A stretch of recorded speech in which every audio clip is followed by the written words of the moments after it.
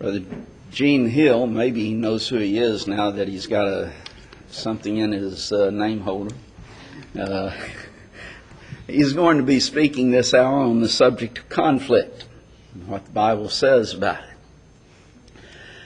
It seems as if a lot of Christians today think that any type of conflict is evil and sinful.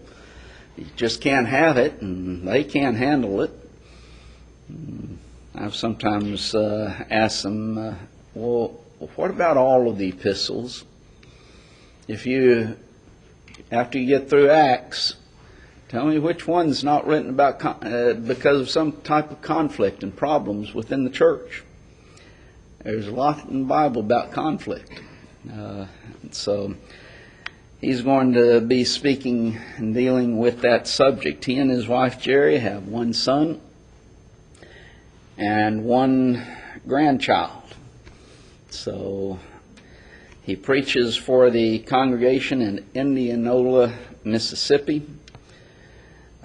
Is a graduate of Florida School of Preaching when Brother B.C. Carr was directing the school, and has done local work in several areas, speaks on lectureships, always does an excellent job, and we appreciate him for his love for the truth and his stand for it. And he, as said, he's going to present some good material dealing with the subject of conflict. Be turning in your Bibles to Psalms chapter 78, please. We're going to be looking at that here in just a few moments. I would like to suggest to you that if you don't have a copy of Brother Tarbitt's commentary on the book of Revelation, you get one. And I've got a number of them on my shelf written by brethren. And one of the highest benefits to Brother Tarbitt's commentary is you can understand it. And I say that, I mean, I don't mean to be flip about it, because you can read it and you say, well, of course. And some are brethren right. I don't know what they're trying to do, but they got a lot done. I just didn't understand a lot of what they said. But Brother Tarbitt, I mean, you read that and you say, well, that, and you look at your text and you say, well, yeah. So I would recommend it. I've got my copy, so go ahead and buy one for yourself. Don't worry about me not getting one. Conflict is a state of open fighting, of warfare. It is a state of disagreement and disharmony, a clash. Conflict is to be in or come into opposition. It means to differ, to engage in warfare. Now, conflict can be nothing more than a friendly dispute over some minor issue, or it can be as disastrous as a worldwide nuclear conflict between nations, which would indeed be disastrous. It seems that some of the most destructive conflicts that our world has known have been religious in nature. And conflict of worldview and religion, and the differences between those that hold to various positions in regards to each other. Almost all of us are familiar with the Hatfield-McCoy conflict, the feud that two mountain families in Kentucky, West Virginia area, in the Tug Fork River, that particular section of that country. And I did some research on that for this, and I was amazed at the brutality. I mean, just amazed at the brutality that these folks had for one another, and there's conflict as to what actually started the fight. But it's just one of those things that happens when people get into a conflict. Conflict can arise from not being able to clearly hear what someone has said. What did he say? Did he say what I think he said? Surely he didn't say that.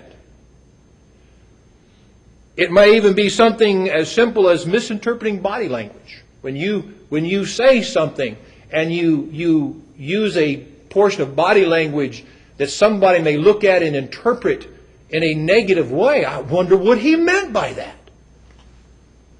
The causes of conflict are many and varied, and we need to be mature in our demeanor. And we need to be careful in actions in order to reduce the occasions for conflict or to resolve them when they do occur. Take a congregation before or after one of the services, and people are going to and fro. They're getting up out of their seats or they're getting into their seats. And Brother Chumley is standing right there, and I just walk right past him. Don't acknowledge him in any way, shape, or form. Now, Ken might say, whew. Or he may say, well, I wonder why he didn't say anything. I wonder what's the matter with him this time. I may not have seen him. Believe it or not, I may not have seen him. I may have wanted to get back there and talk to somebody that has been here only occasionally, and I wanted to get to them before they could get out, and I didn't have time to talk to him. Or Brother Chandler could say, well, I guess I'll catch him the next time, and think nothing of it. Why would we put a negative spin on anything? Well, why would we do that? Why not just assume the best in every situation? That would solve so many things, but unfortunately we're not all that way. But the ability to not have occasions for conflict, or failing that, to be able to successfully resolve an issue, is dependent on our attitude in the first place. Do you assume that every time somebody doesn't speak to you, they are what they call hi-hatting you? Or you're not as important to them as somebody else may be at that particular moment?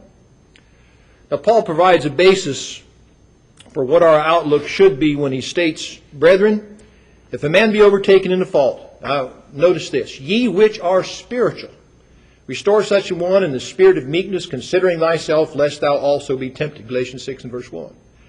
Now, have you ever heard a discussion that, I'm just so spiritual. How come we don't see at church anymore? Well, I'm just at a place in my life and my spiritual level is so, I just don't think you have to be there all the time. They totally misunderstand spiritual. It must be pointed out what true spirituality consists. Again, hear the Apostle Paul. In 1 Corinthians 14:37, if any man think himself to be a prophet or spiritual, let him acknowledge, here it is, that the things that I write unto you are the commandments of the Lord. Let each one of you lay by him in store upon the first day of every week, as God has prospered him. Well, what do you suppose that means? How many first days of the week are there in any given year? Well, most years there's 52, occasionally there's 53. Here's another one. Well, something came up. Well, don't you have a calendar? Doesn't Sunday show up on the left-hand column of your calendar? How could something come up? Conflict.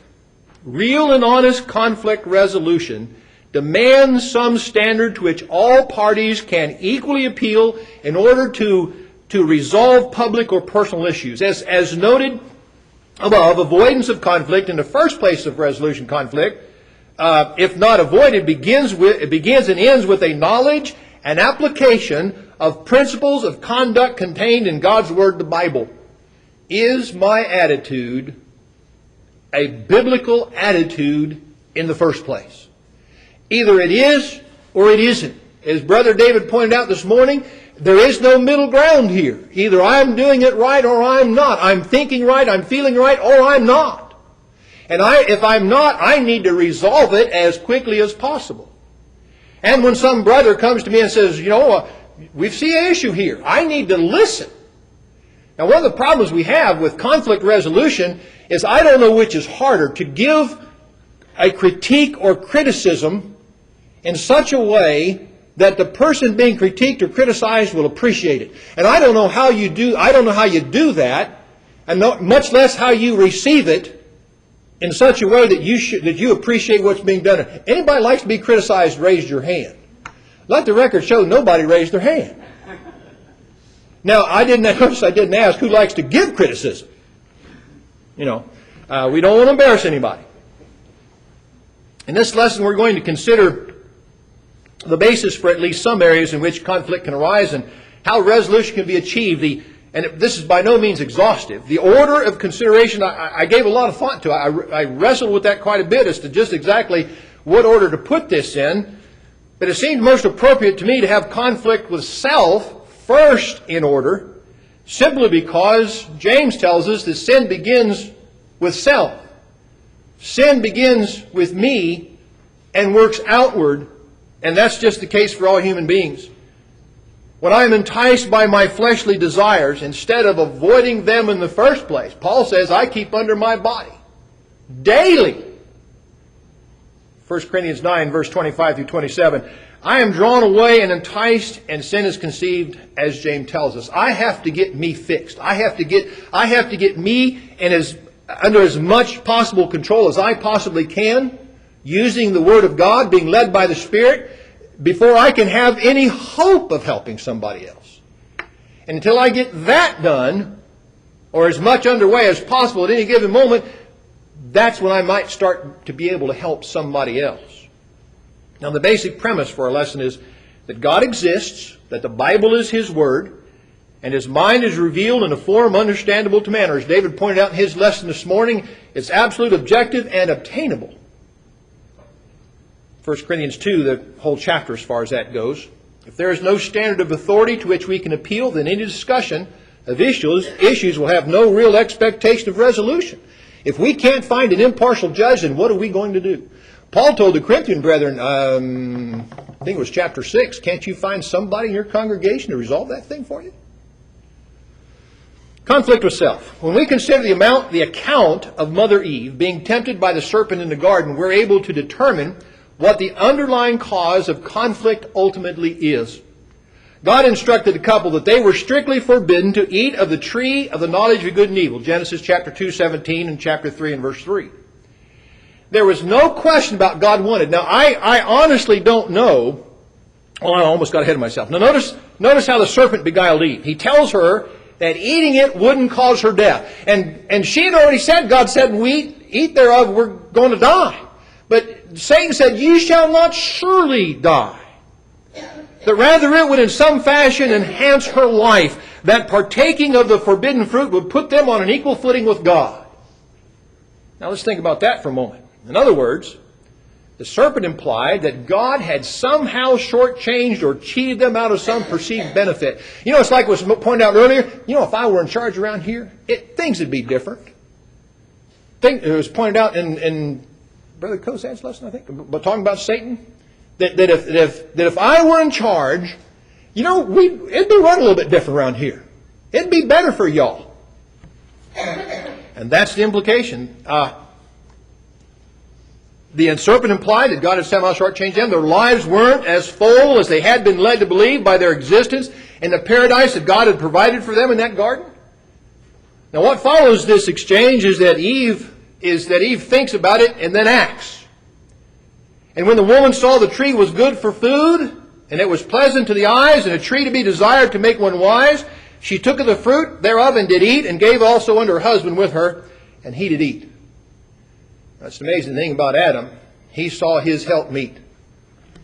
And it seems to me that he lost faith because he should have said, well, and I don't mean to be flip about this, God took one rib, surely He can get the other one. You know, he already made me and helped meat for me. Surely He can make me another one if she's gone. But he didn't think that. He said, well, she's it. I guess I'll go with the flow. Now, there may not have been anything about this particular tree that would have set it apart from any other fruit-bearing tree other than God's prescription about its use. I really don't know.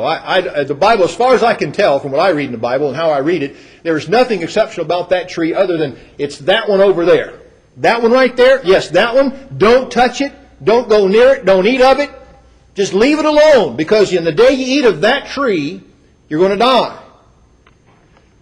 Now, they might have had some wonder, well, what is it about that tree? I mean, I don't know if it had a special light on it or special leaves, or if it was just one tree among many. It certainly wasn't an apple tree.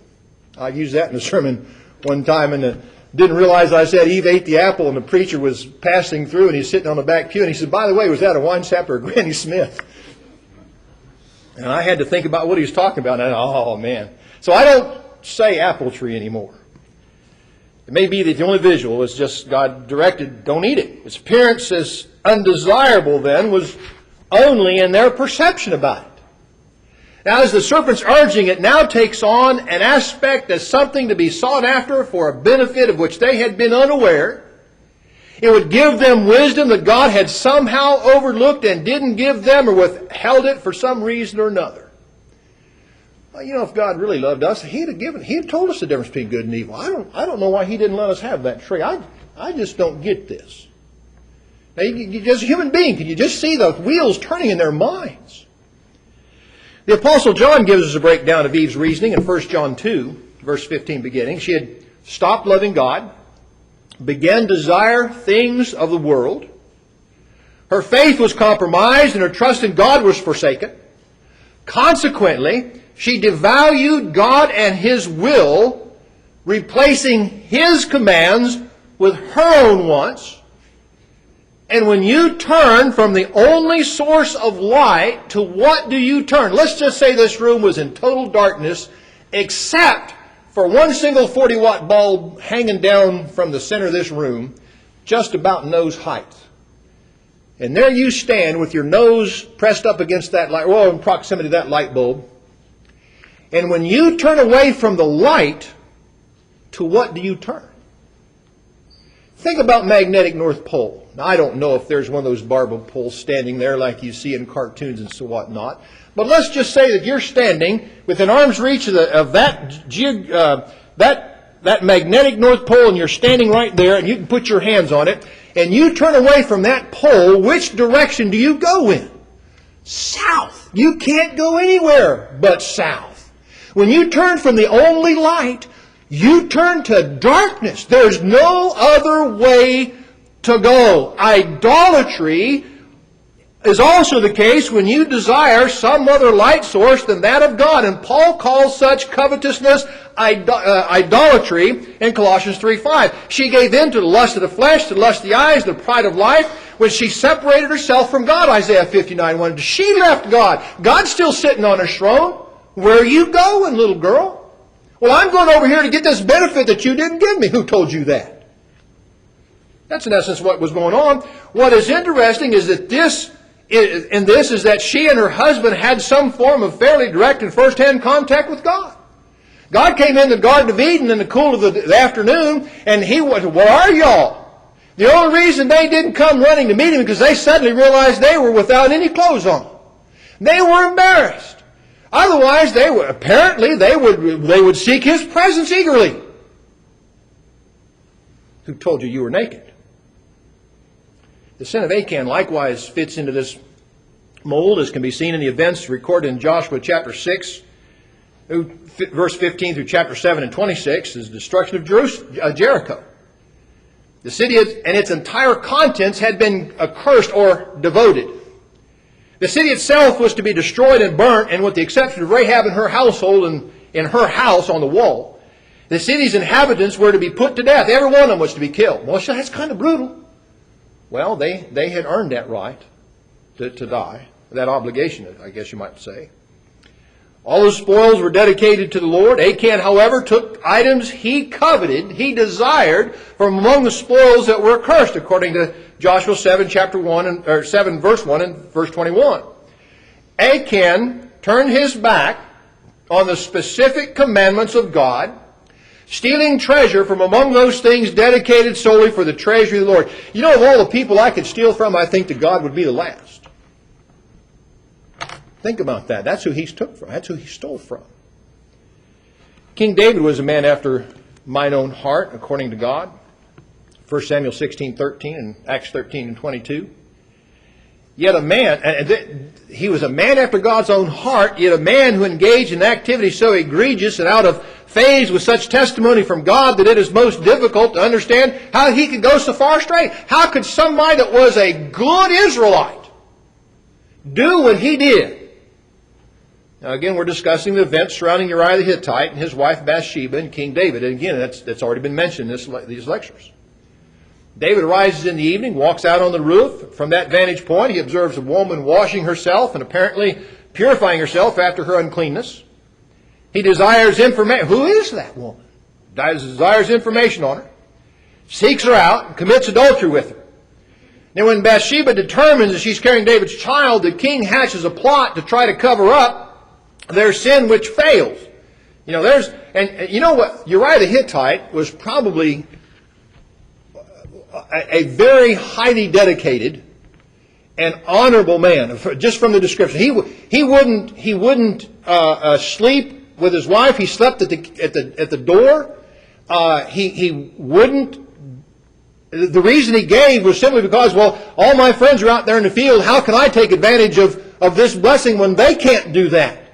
Well, that's a man that's dedicated to his people, and you got to appreciate that. The king progresses from adultery to conspiracy to commit murder, and then to being a murderer. And you know what? When you read the law of Moses, every one of those is a capital offense. You're guilty of that, you will be stoned. End of discussion. Once the facts have been ascertained, and you have been adjudicated as guilty, you are taken outside the camp and you are stoned. Now Nathan comes along and says, God set it aside. God set your sin aside. Boy, didn't that take some sweat off the brow, because David knew what was coming.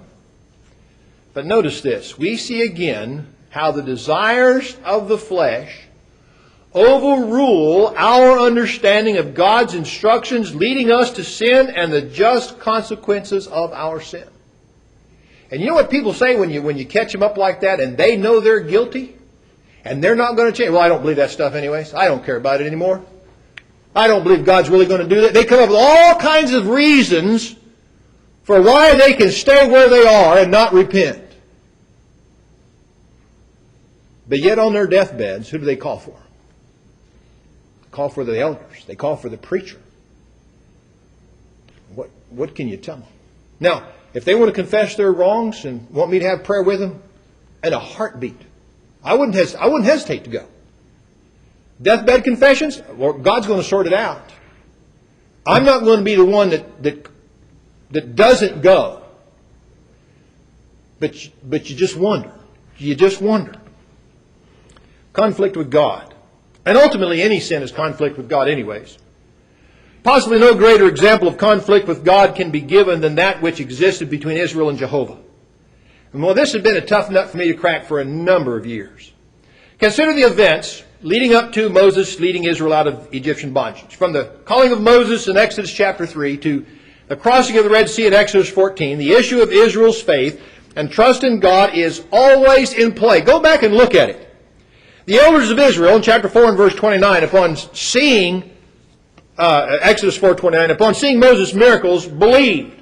Exodus 4, they saw and they believed.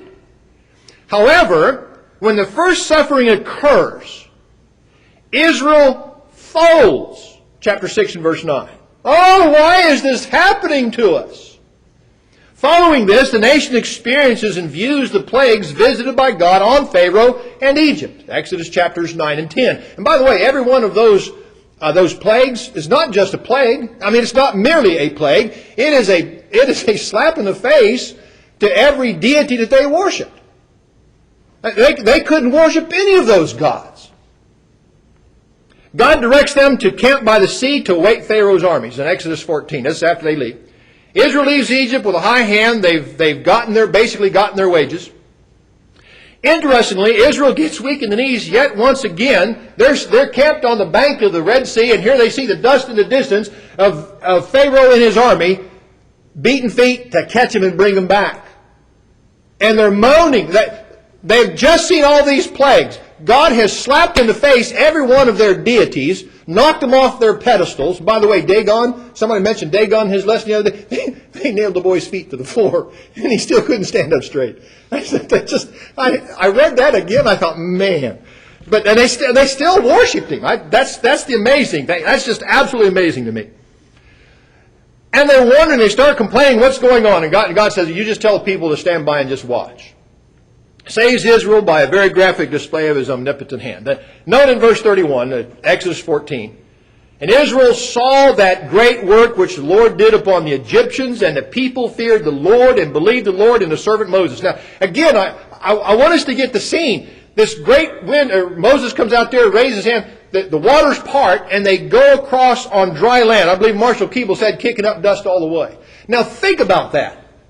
Two great big walls of water on either side of you. What is keeping that stuff there? God is. Okay, follow me, brethren, and try to keep up. They get to the other side, they turn around and watch, and here comes Pharaoh's army. And don't you know, probably some of those Israelites were trying to get to the back of that crowd standing on the bank, just in case this doesn't work this one time. And they see that great destruction. Pharaoh standing on the other side, apparently he didn't get caught up in it. He watches it. And these people still doubt. They still doubt. They saw it. And the people feared the Lord and believed the Lord and his servant Moses for about this long. The people are able to possess a granted faith in God one moment, but in the face of adversity turn into a quivering, whining mass of doubt. I can just see God say, well, now what am I going to do? I can just picture God on the throne with his head in the palm of his hand, shaking his head. Now what? What do you do what can I do for these people to make them happy? Well, it turns out nothing. I just put a point on it. Nothing. Nothing worked. Just read the Old Testament.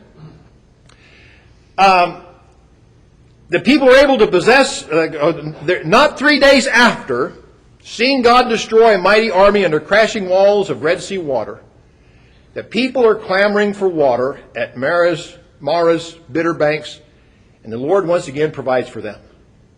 Can God give us water? Can God give us bread? Man, where have you been for the past 14 to 18 months? Have you not been paying attention? Did you not see all these plagues? Did you not, just 3 days back, did you not see? You could still probably smell the bodies washing up in that Egyptian sun on the banks of the Red Sea. You could still smell that 3 days away, I'm sure. Weren't you there? Can God give us water? Well, just stand back and watch. It's just amazing to me. The roll call of Israel's murmurings against the Lord is a long, tedious one, and listing its details would not further our objective. What more could you say?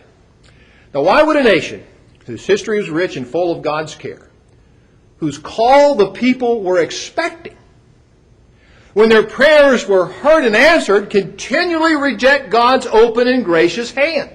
It's like being down in a hole and you're yelling and screaming for help, and somebody comes along and says, okay, here I am, here's the rope. And you say, but I don't want that one. I'm allergic to whatever it is. I'll get over it. Just hold on, I'm coming up. But they still weren't satisfied. How could they personally experience his power and open triumph over Egypt and her false pagan deities and still not be wholehearted, enthusiastic followers of God? The answer is given explicitly in Psalms. Turn over to Psalms chapter 78. We don't have the time to read the whole chapter, but I've highlighted some verses. Psalm 78 and verse 7. I want to cite you the verse, and you can write it down. I'm going to go quick. Verse 7 and 8. That they might set their hope in God and not forget the works of God, but keep his commandments. And might not be as their fathers, a stubborn and rebellious generation, a generation, here it is, that set not their heart aright, whose spirit was not steadfast with God. Verse 10. They kept not the covenant of God, refused to walk in his law. Verse 17 and 18. And they sinned yet more against him by provoking the Most High in the wilderness, and they tempted God in their heart by asking meat for their lust. Verse 19. Yea, they spake against God. They said, can God furnish a table in the wilderness? Verse 20, behold, he smote the rock, that the waters gushed out, and the streams overflowed. Can he give bread also, and can he provide flesh for his people? Verse 22, because they believed not in God, and trusted not in his salvation, though he had commanded the clouds from above, and opened the doors of heaven, and had rained down manna upon them to eat, and had given them of the corn of heaven. Verse 32, for all this they sinned still, and believed not for his wondrous works. Verse 35 following, and they remembered that God was their rock and the high God their Redeemer. Nevertheless, they did flatter him with their mouth, and they lied unto him with their tongues, for their heart was not right with him, neither were they steadfast in his covenant. Verse 41, yea, they turned back and tempted God and limited the Holy One of Israel. Verse 56, yet they tempted and provoked the Most High God and kept not his testimonies. Why did they suffer? Because of their heart. Their hearts weren't right. It's not there was some defect. They just simply refused because they didn't want to be constricted in what they wanted to do. I want what I want, and I want it now. That's all it is. It is not any more complicated than that. Why did Eve do what she did? She wanted what she wanted, and she wanted it now. It's not any more complicated. Brethren, that's all sin is. I want what I want, and I want it now. But what about your wife? What about your kids? I don't care. I have grown apart. Somebody slapped me. I mean, seriously. Seriously. And that wouldn't do any good. The people were just as guilty of idolatry as were Adam and Eve. When one turns from truth, one turns towards a lie. They heap to themselves teachers having it. You know, I can find me a congregation, let me do what I want to do. We'll hire us a preacher that'll let us do what we want to do. We'll hire us a preacher, we'll pay him a good salary, we'll give him an expense account, and tell him all we want him to do is show up on Sunday morning and tickle our ears and then go home. Come visit me in the hospital. Well, I want somebody to come by and sup tea with me. You come by. You come when I call, brother. We'll give you a raise next year. Good one. But don't ever make us feel bad. You'll have a 20,000-seat auditorium before you can turn over. Isn't that right? It works. Israel refused to trust God to do what He said, losing their birthright to the land of Canaan. They apparently never did give up their idols, nor their desire for them, as they couldn't remain faithful for just a matter of months from Egypt. And Moses, 40 days sojourn on the mountain. The people crafted golden calves to worship and lead them back to captivity. This attitude afflicted them for the rest of their history, bringing about the total destruction of the northern tribes as a functioning entity and the subsequent Babylonian captivity for Judah. And when Judah got back, they still had problems. What is the allure of idolatry? Not just for Israel, but for all people and in whatever form it takes. As I said before, this has been a puzzle for me for years. How could a people with such a rich heritage and promised blessings beyond compare refuse to heed the promises of blessings and cursings? Read Deuteronomy chapters 27 through 34. Read the list. Just read that list. One of them, with all the blessings that we're going to receive, set against all the cursings that will happen if we're not careful. Come on. Just read the words and do what they say. And thank God in the process. In spite of the overwhelming evidence provided them of God's power and consistent behavior, how could they still refuse to accept Him? It is simple as the words found in Psalms 81, verse 11 and 12. But my people would not hearken to my voice. And Israel would none of me. So I gave them up unto their own heart's lust, and they walked in their own counsels. I picture it this way. Two guys carrying a log over their shoulder, walking along. The guy in front complaining that the guy in back's not doing his job. The guy in back finally says, okay, big boy, you think you can handle it? And he steps out from underneath it and turns it loose. Now let's just see how you do with that big log you're carrying. And the guy up front, being obstinate like he is, so I'll show him. He can't tell me I can't carry. I'll show him I can carry it. Well, he gets it to where he's going, but it wears him out. I believe that's what we see here. God finally saying, okay, you think y'all can handle it? You got it. And look what happened to them. We are kept by the power of God, Peter tells us, as long as we have faith. We lose our faith in God. No. That's not right. When I take my faith and set it aside, not lose it, I know where I put it, but when I set it aside, the avalanche is just fixed to come down on me. It's just amazing. It's just amazing. These folks made a choice as to what they would do, and God gave them up. The idols they adopted, along with those they made themselves, merely gave them cover to do as they pleased. And that's all idolatry is. It lets me do what I want. It's just not any more complicated than that. All right. People think that idolatry is over with in modern society. I deny that and insist that we still have that same conflict with God today. It is exactly as Paul described it in Romans chapter 1, verse 18 beginning, when we restrain or hinder or suppress the truth in unrighteousness, verse 18, and change the truth of God into a lie, verse 24, we have fashioned our own deity into the likeness of whatever we want. Look at verses 21 through 23 of Romans 1. Corruption ensues, verse 26 and following. Human sacrifice is even more prevalent today in the form of abortion. The fires of Molech take on a different form. The only worldview that allows such an abomination to take place is paganism. How polluted with innocent blood is our land today? I wonder what the modern day iniquity of the Amorites will be, when the modern day iniquity of the Amorites will be fulfilled, and God will cleanse our land. Genesis 15:16. What's holding him back? Brethren, that's you and me. We are the salt. We are the light. When we stop doing our job, I believe the end is going to be nearer than what it's ever been before. We need to work. We need to work hard. Time is short. Really short. The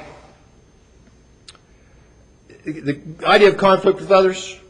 When I have conflict, just boil this thing down. When I have conflict with somebody else, what I am doing, now think about this. When I have conflict with one of you, and you're not a member or a faithful member of the Lord's church, I am effectively removing from you possibly your only opportunity. How do I know that I'm not like Esther was? Esther was there for the help of the kingdom. I may be here for you. And if I have an argument, a disagreement, a conflict with you, I may be keeping you from heaven because I don't help you get there. Think about my attitude towards the material universe. If I truly believe that God is coming again, and all that is will be destroyed, how will that change my attitude? Well, if I go down there and join that church, I'm going to have to give more of my money, and I can't afford to give more of my money. My attitude is going to change if I truly believe in God. What I have, He's given me anyways, and He said, occupy till I come. I don't even own me. God gave me to myself and said, here, occupy till I come. I don't own my spirit. My spirit's going back to God that gave it in the first place. I better give it back to Him with a little bit more value than He gave it to me in the first place. We could say more, but we've run out of time. Appreciate the opportunity. Let's think about this. Let's resolve to do better in the future. May God bless us as we start.